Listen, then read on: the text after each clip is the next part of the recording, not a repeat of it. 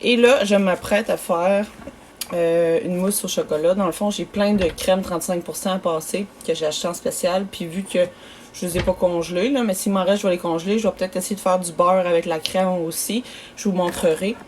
Donc là, je vais vous montrer, vu que je pense à faire la mousse au chocolat, c'est super simple. Ce que vous allez avoir besoin, c'est du sucre, la vanille si vous le désirez, mais on n'est pas obligé d'en mettre, la poudre de cacao et la crème 35%. C'est super important que ce soit dans le 35, sinon ça fera pas de la crème fouettée.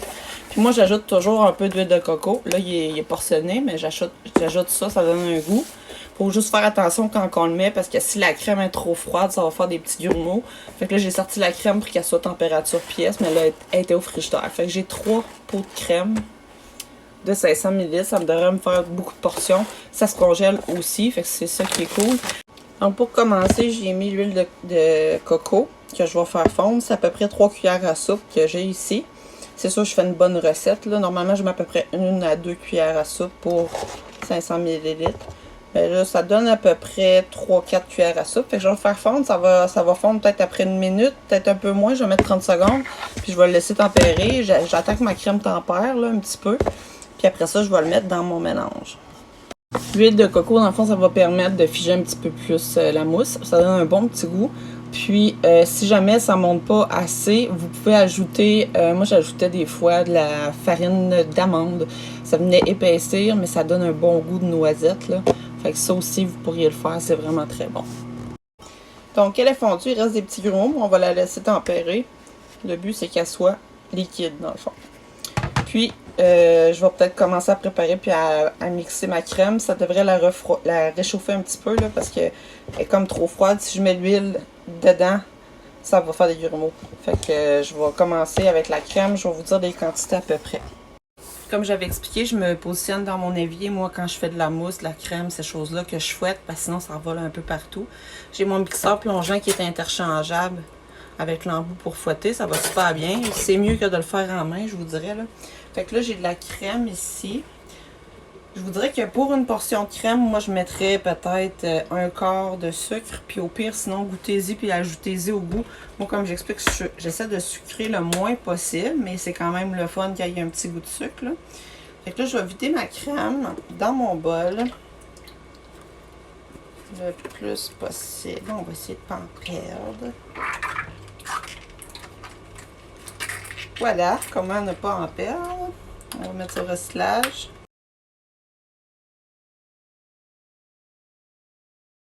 Une cuillère à soupe par portion de crème, 500 ml de crème.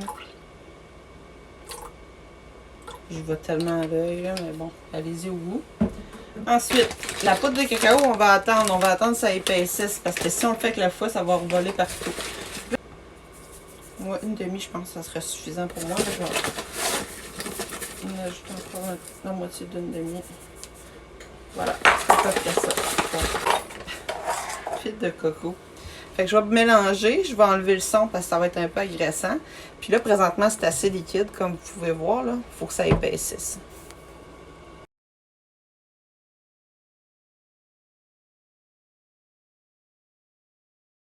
Je sais pas si vous saviez ça, souvent quand les femmes sont menstruées, on en parle, parenthèse, je suis menstruée.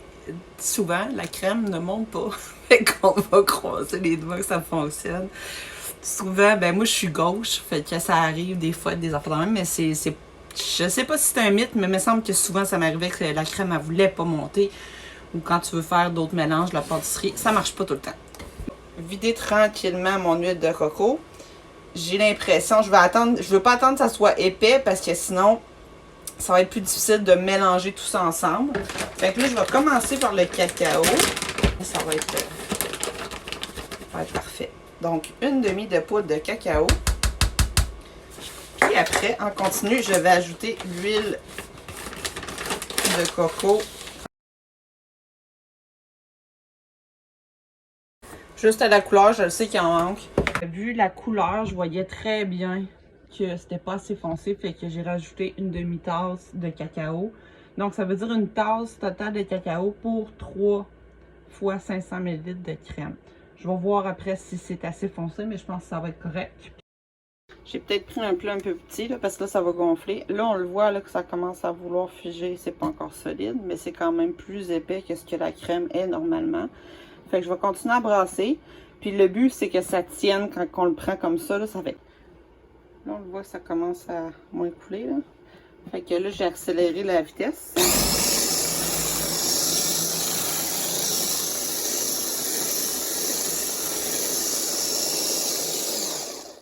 J'arrête. Regardez, ça coule plus. Mais là, il faudrait le faire encore un petit peu vraiment pour que ça tienne. Donc, quand il va être assez fiché, on va le portionner, le mettre dans des plats, le mettre au frigo, puis le garder à peu près une nuit, peut-être 12 heures au frigo, jusqu'à temps que ça fige encore plus. Que ça crée une belle mousse. Donc, c'est vraiment une recette hyper facile à faire. Je veux dire, c'est presque impossible à manquer. Comme on peut voir, ça monte. Pareil, c'est parfait. Mais là, il faut s'assurer qu'il n'y a plus de petits particules de chocolat, etc. Puis, une fois que c'est bien beau, on portionne, on met ça au frigo, c'est prêt à manger. On peut aussi les dater, les mettre au congélateur, puis les sortir au fur et à mesure. Fait que voici pour la mousse au chocolat, super simple. Si vous voulez ajouter justement de la farine d'amande, pensez que ça va épaissir aussi. Mais ça donne un très bon goût si vous n'êtes pas allergique aux amandes. Puis c'est comment qu'on fait une mousse, on peut la faire à d'autres saveurs si vous voulez, à la vanille, la crème fouettée, c'est pas mal similaire. On a atteint la consistance désirée, regardez, ça fait pouit, pouit. Fait que là, et puis c'est assez épais là, c'est quand même très dur à prendre. Fait que là, on le fera pas trop longtemps non plus, parce que ça va former des grumeaux de gras, ça va se séparer comme du beurre. Fait qu'on va les portionner, puis voilà, pour faire la mousse, c'est super simple. Je vais faire une autre partie pour faire le beurre, puis vous montrer le gâteau fromage, puis vous expliquer peut-être ce que j'ai mis dedans. Fait que voici le résultat pour les mousses. Faut pas trop les remplir quand on a des contenants comme ça, parce qu'en les fermant, ça veut ressortir. C'est quand même des belles collations, beau dessert. Fait que le résultat est très beau. C'est figé. Ça goûte très bon. Peut-être qu'il manquerait un peu de sucre pour certaines personnes, mais moi je trouve que c'est parfait. Si vous avez aimé ça, likez, partagez, commentez aussi si vous avez des suggestions ou quoi que ce soit, ou des questions, ça va me faire plaisir d'y répondre. Aussi, quand on va atteindre 1000 abonnés, je vais pouvoir faire des lives. Fait que n'oubliez pas de vous abonner, ça serait super apprécié. Fait qu'on se revoit pour une prochaine vidéo. Bye tout le monde!